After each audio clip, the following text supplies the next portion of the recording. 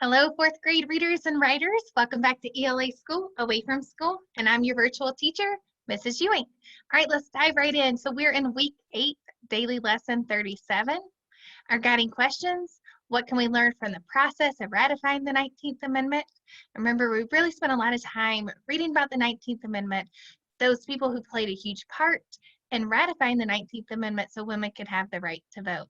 And then we've been reading stories that have really inspired us to take action and contribute to a better world. So let's look at our next guiding question. How can stories inspire us to take action to contribute to a better world? And last one, how and why can we encourage and support others to contribute to a better world? All right, so materials that are needed.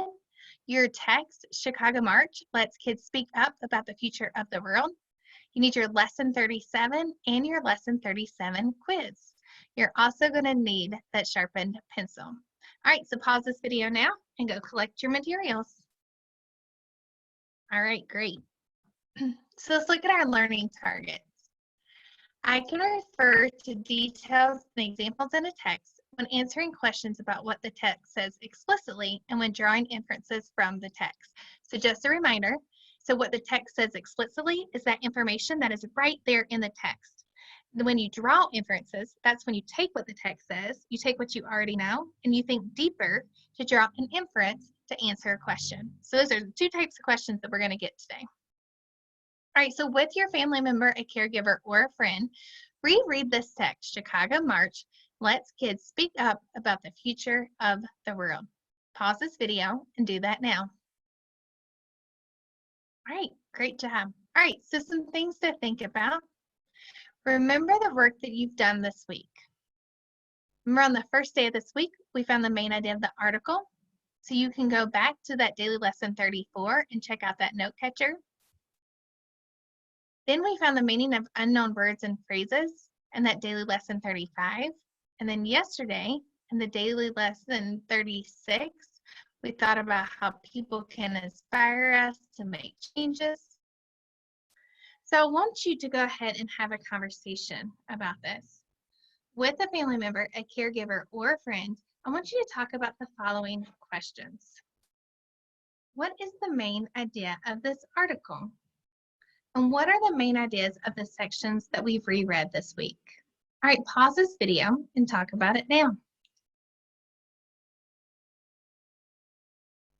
All right, what are some of the important supporting details?